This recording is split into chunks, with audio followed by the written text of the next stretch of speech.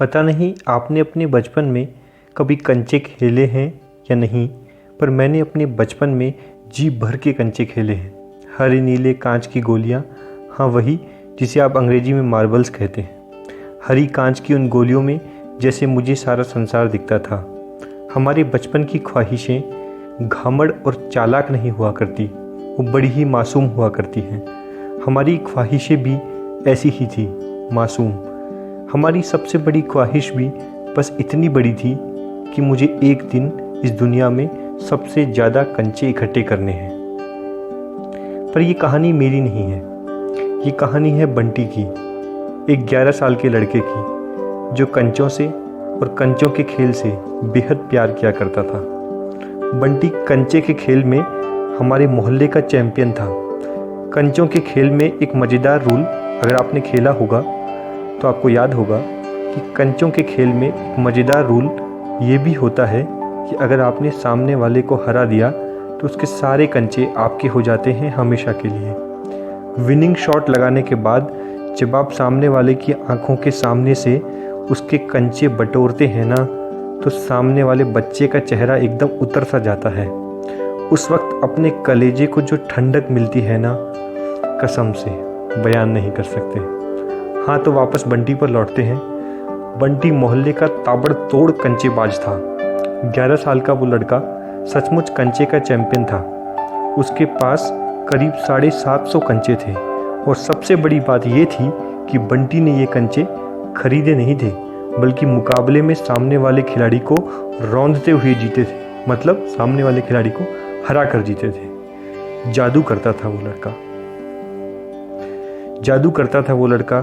जैसे उसके हाथ से छूटा हुआ कंचा सीधा टन से निशाने पर लगता था, जैसे उसकी उंगलियों ने कांच की गोलियों पर कोई जादू कर दिया हो। जीतते ही बंटी अपनी आंखें मटकाते हुए सामने वाले के सारे कंचे बटोरकर हड़प लेता था।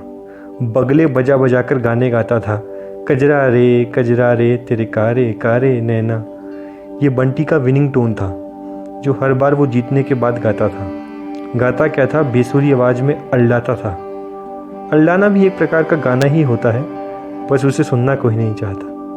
पूरे मोहल्ले के कंचे क्लब में बंटी हीरो नहीं सुपर हीरो था। दूर से ही उसे आता देखकर सब उसे अपनी टीम में लेना चाहते थे।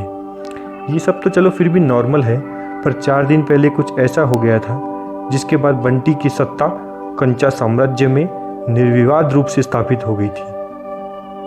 कंचे के मुकाबले में बंटी ने बगल वाले मोहल्ले के चैंपियन कालू लंगड़े को एकदम नंगा कर दिया था। कंचे के इस ताबड़तोड़ मुकाबले को देखने के लिए 50 लड़कों और लौंडे लपाटों की भीड़ जमा हो गई थी। दोनों ओर के करीब 200 कंचे दांव पर लगे थे।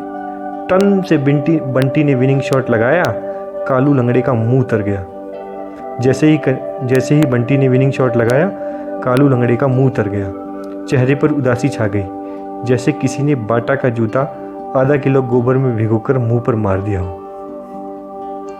सबके सामने आंखें मटकाते हुए अपना विनिंग टोन गाने लगा बंटी, कजरा रे। इसके बाद तो पूरे मोहल्ले में बंटी के कंचों की स्किल्स का सिक्का जम गया। हर कोई बस एक ही नाम ले रहा था, बंटी बंटी। लेकिन फिर वही बात, घमंड ने तो बड़ों को नहीं छोड़ा।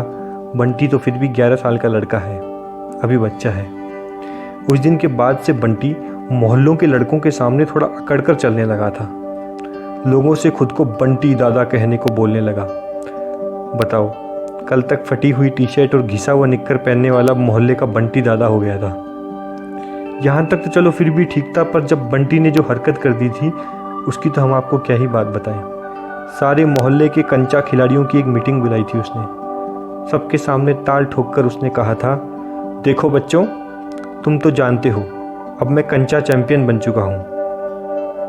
कालू लंगड़े को हराने के बाद मेरे पास अब 950 कंचे हो चुके हैं। ये कहते हुए उसने अपने कंचों का बड़ा सा डिब्बा दिखाया। हाँ, तो कहना क्या चाहते हो, सभी लोगों ने कहा।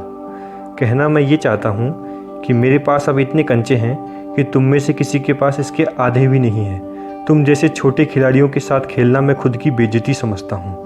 और फिर उस 11 साल के लड़के बंटी ने अपनी जांघ पर 3 थपकी मारकर ऐलान किया कि आज से मेरे साथ वही लड़का कंचा खेल सकता है जिसके पास कम से कम 1000 कंचे हों। और ये कहकर बंटी घर चला गया। हाँ, एक बात तो मैं बताना भूल ही गया, बंटी की एक छोटी बहन भी है, नाम है चुनिया, उम्र बस 7 साल। चुनिया बच्ची नहीं है, मतलब चुनिया बच्ची नहीं है, शैतान की नानी है। उसे बंटी की झूठी शिकायतें करके उसे पिटवाने में बड़ा मज़ा आता है। वो दिन भर बस वीडियो गेम खेलती रहती है, कंचों के खेल में उसे कोई इंटरेस्ट नहीं है। उसके पास 11 कंचे हैं, सिर्फ 11, और हमारे बंटी के पास पूरे 950। मगर फिर भी इस चवन्नी छाप कंचे चैंपियन की नीयत ऐसी है कि हर वक्त चुनिया के 11 कंचों को चुराने की फिक्र में लगा रहता है। पर हमारी चुनिया भी कोई कम नहीं है। चुनिया शैतान की नानी है। अपने 11 कंचों की पोटली अपने सिरहाने रखकर सोती है। 7 साल की ये लड़की भी बड़ी चंट खोपड़ी है। खैर, अब हमारे बंटी के पास कंचों की कोई कमी नहीं है, इसलिए उसने खुश होकर चुनिया को 2 कंचे दान कर दिए थे। अपनी बहन को 2 कंचे उसने दान कर दिए थे। उधर मोहल्ले में बंटी के ऐलान के बाद हड़कंप मचा हुआ था। सभी लड़कों ने एक गुप्त मीटिंग बुलाई। मीटिंग का बस एक ही एजेंडा था, आखिर इस बंटी का घमंड तोड़ा कैसे जाए। समीर ने सबसे पहले मुंह खोला। ये बंटी खुद को समझता क्या है, कितना बड़ा खिलाड़ी समझता है खुद को। आज की मीटिंग में कालू लंगड़ा भी आया था। उसे पिछली बार की करारी हार भूली नहीं थी। अरे उसे अपने कंचों का ही घमंड है ना, तो क्यों ना हम उसका ये घमंड ही तोड़ दें। कैसे तोड़ दें? तुम अच्छी तरह जानते हो, बंटी को कंचों के खेल में हराना मुश्किल ही नहीं नामुमकिन है। हराने की बात कौन कर रहा है, हम तो कंचे चुराने की बात कर रहे हैं। कालू ने ये बात कही और वहाँ सन्नाटा छा गया। सब जानते थे कि कंचों का ये डिब्बा बंटी की जान है। उसे चुराना ऐसा है जैसे किसी ने सूरज से धूप चुरा ली हो। सबने एक साथ कहा, ये तो गलत है। तो गलत उसने नहीं किया, उसने हमारी बेइज्जती नहीं की, बताओ, कालू लंगड़े ने कहा। देखो, सही गलत की जलेबी मत खाओ, सब मुझ पर छोड़ दो। फैसला हो गया, सब कुछ कालू लंगड़े पर छोड़ दिया गया। बच्चों की वो सभा विसर्जित हो गई। मीटिंग खत्म हो गई। अगली सुबह बंटी पर पहाड़ बनकर टूट पड़ी। वो उठा तो उसने देखा उसके सिरहाने रखा कंचे का डिब्बा खाली पड़ा है। एक भी कंचा नहीं था उसमें। बंटी ने सबसे पहले जाकर चुनिया की चोटी पकड़ी। बता बता, मेरे कंचे किधर है? मैंने नहीं लिए, मेरी चोटी छोड़, रोते हुए चुनिया ने कहा।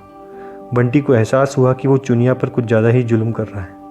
इस लड़की में इतनी हिम्मत नहीं हो सकती कि इतना बड़ा कंचे का डिब्बा वो अकेले पचा ले।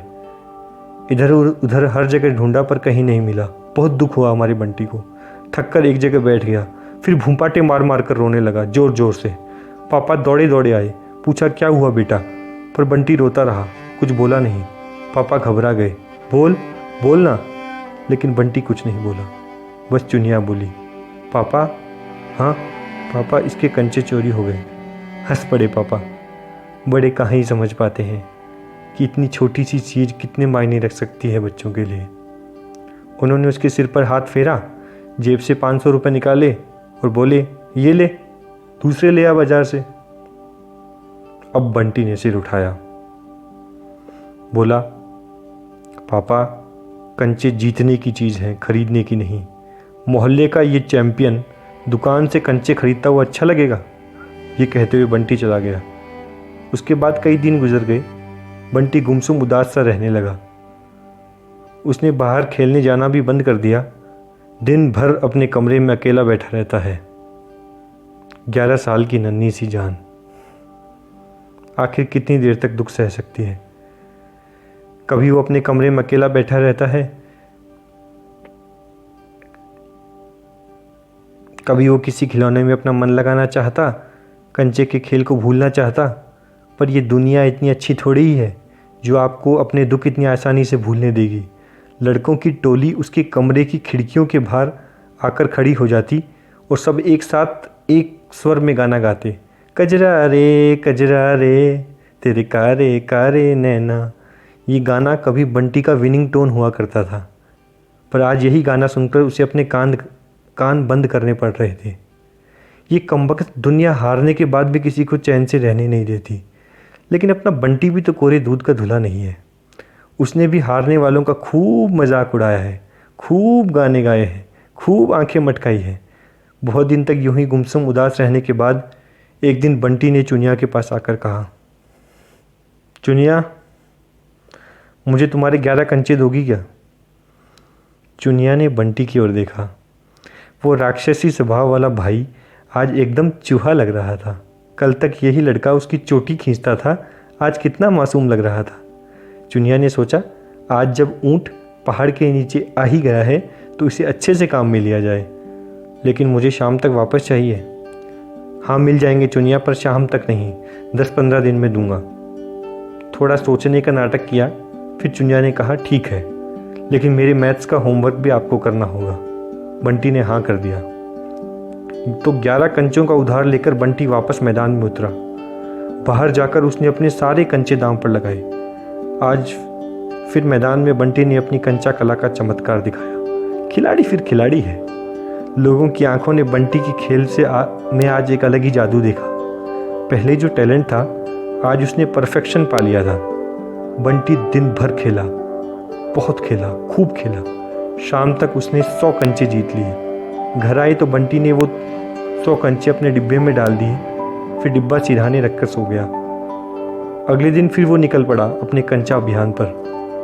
अब तो बंटी का रोज का यही टाइम टेबल रहने लगा। दिन भर बस वो कंचा खेलता रहता। उसके चेहरे को देखकर ऐसे लगता था जैसे कोई तपस्वी हवन कर रहा हो। इसी तरह 10-15 दिन गुजर गए। बंटी का जुनून भी बढ़ता गया, साथ ही साथ उसके कंचे का डिब्बा भी भरता रहा। और एक दिन उसका डिब्बा पूरा भर गया, पहले की तरह। बंटी ने पूरा डिब्बा बेड पर उड़ेल दिया और गिनने लगा। गिनने के बाद उन्हें वापस डिब्बे में भरा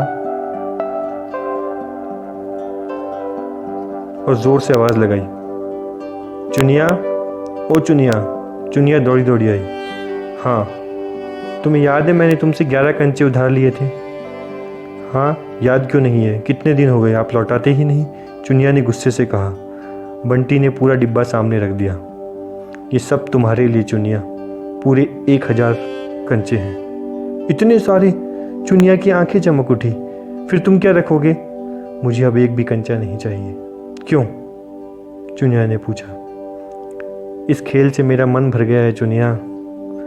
ये डिब्बा बस मैंने इसलिए भरा क्योंकि मुझे उन लड़कों को दिखाना था कि वो मेरे कंचे चुरा सकते हैं, मेरे हाथ का जादू नहीं। मैंने उन कंचों को जीता था, उन कंचों ने मुझे नहीं। ऐसे 100 डिब्बे में 100 बार भर सकता हूँ, पर चुनिया अब मन नहीं है। तू रख ले ये सारे कंचे। इतना कहकर बंटी वहाँ से चला गया, अपना वही गाना गाते हुए, कजरा रे तेरे कारे कारे नैना, तेरे कारे कारे नैना। बंटी आज सचमुच बड़ा हो गया था।